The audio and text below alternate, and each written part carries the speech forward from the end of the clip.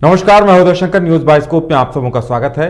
ED ने 1000 करोड़ के अवैध खनन मामले को लेकर साहिबगंज के डीसी रामनिवास यादव से पूछताछ की है। बताया जा रहा है कि 7-8 घंटों तक ईडी की टीम ने उनसे पूछताछ की है और पंकज मिश्रा से संपर्कों को लेकर रामनिवास यादव से पूछताछ की जा रही है। और हम आपको बता दें कि इससे पहले जो वहां जिला खनन पदाधिकारी विभूति कुमार थे, उन्होंने भी कई ऐसे क्लू दिए थे जिनमें कहीं न कहीं आरोपों की जद में डीसी रामनिवास यादव भी आ रहे थे, जिसके बाद ईडी की टीम ने इन्हें सम्मन जारी किया था पूछताछ के लिए और अब इनसे पूछताछ हुई है। ज्यादा जानकारी के लिए इस वक्त हमारे साथ हमारी संवाददाता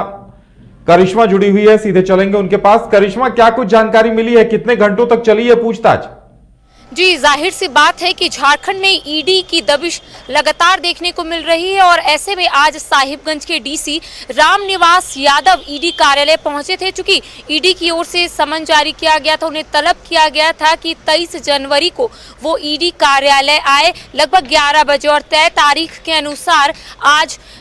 जो साहिबगंज के डीसी ईडी कार्यालय आए थे लगभग 11 बजे और कहा जा सकता है कि लगभग 7 घंटे की लंबी पूछताछ के बाद जब वो बाहर निकले, हमने कई सवाल उनसे पूछने की कोशिश की लेकिन वो वहां से चले गए। लेकिन इससे पूर्व में आपको जानकारी दे दें कि लगातार जो ईडी है अपना जांच का दायरा यहां पर बढ़ाती हुई भी नजर आ रही है। चूंकि इससे पहले झारखंड के मुख्यमंत्री हेमंत सोरेन के विधायक प्रतिनिधि पंकज मिश्रा पर भी ईडी का शिकंजा लगातार कसता हुआ दिखाई दे रहा था। चूंकि कहा जा रहा था कि साहिबगंज में 1000 करोड़ का अवैध खनन का मामला जो है वो लगातार बढ़ता जा रहा है और ऐसे में पंकज मिश्रा को भी ईडी की ओर से समन जारी किया गया था और लगभग उनसे 9.5 घंटे की पूछताछ पहले दिन हुई थी और उनसे भी कई यहाँ पर सवाल ईडी के अधिकारी पूछ रहे थे। लेकिन उसके बाद सबसे खास जानकारी दे देंगे कि साहिबगंज के जो डीएमओ हैं उन्हें भी तलब किया गया था विभूति कुमार को और जब वो ईडी कार्यालय पहुंचे थे तब उनसे लंबी पूछताछ हुई थी। और इस क्रम में कहा जा रहा था कि जब वो मीडिया से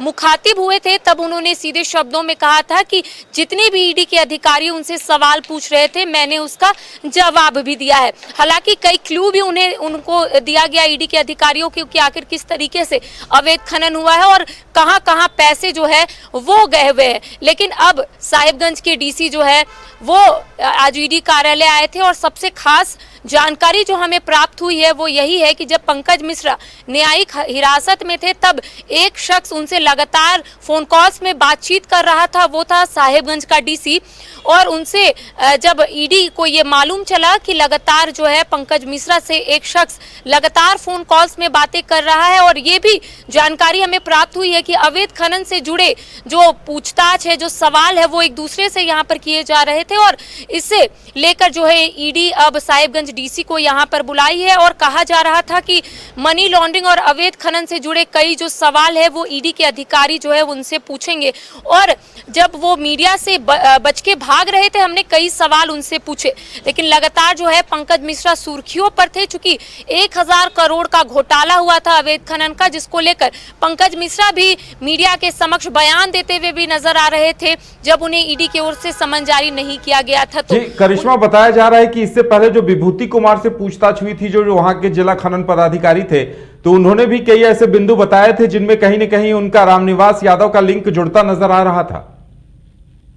सी बात है कि जब साहिबगंज के डीएमओ विभूति कुमार ईडी कार्यालय पहुंचे थे तब जो ईडी के अधिकारी उनसे लगातार मनी लॉन्ड्रिंग और अवैध खनन से जुड़े कई जो सवाल है वो यहां पर पूछ रहे थे। लेकिन सबसे खास जानकारी हमें जो प्राप्त हुई है वो यही है कि विभूति कुमार कई जो सवाल है उनका यहां पर जवाब दिए कि किस तरीके से अवैध खनन हुआ है, किस तरीके से पैसे का लेन देन हुआ और सबसे खास उन्होंने ये बात बताई है कि कई प्रशासनिक अधिकारियों की संलिप्तता भी यहाँ पर बताई जा रही थी, जिसके अनुसार लगातार ईडी के जो अधिकारी है उनसे पूछताछ कर रहे थे कि आखिर किन किन लोगों की संलिप्तता। और उन्होंने जो बयान दिया था उन्होंने स्पष्ट रूप से कहा था कि कई अधिकारियों और सबसे खास जानकारी उन्होंने दी थी कि कई राजनीतिक संरक्षण और कई जो प्रशासनिक अधिकारी है उनके संलिप्तता यहाँ पर है, जिस वजह से लगातार जो है वो यहाँ पर पूछताछ हो रही थी। लेकिन सबसे खास और अहम जानकारी आज की यही है कि लगातार जो सवाल है वो यहाँ पर पूछे जा रहे थे, मनी लॉन्ड्रिंग से जुड़े और अवैध खनन से जुड़े कई जो सवाल है वो यहाँ पर पूछे जा रहे थे। लेकिन यही बात सामने आ रही है कि विभूति कुमार के जब ईडी कार्यालय आए थे उसके बाद लगातार जो है ईडी अपना जांच का दायरा यहाँ पर बढ़ा रही है और कई लोगों को बुला रही है। इससे पहले पंकज मिश्रा, उसके बाद डीएमओ और अब साहिबगंज के डीसी रामनिवास यादव। तो अब आने वाले दिनों में तमाम चीजें जो है वो पब्लिक डोमेन में आ जाएगी, तमाम चीजें स्पष्ट हो जाएगी कि आखिर ईडी के अधिकारी बात होगी कि पूछताछ में क्या कुछ निकलकर सामने आता है और डीसी रामनिवास यादव क्या कुछ जवाब ईडी के अधिकारियों को देते हैं। हमारे साथ जुड़ने के लिए, तमाम जानकारी देने के लिए आपका बहुत बहुत धन्यवाद। तो ईडी लगातार पूछताछ कर रही है, पड़ताल कर रही है 1000 करोड़ के खनन घोटाले की और उसी को लेकर अब साहिबगंज डीसी से पूछताछ हो रही है। इन पर आरोप यह है कि इन्होंने पंकज मिश्रा को छूट दी थी। पंकज मिश्रा के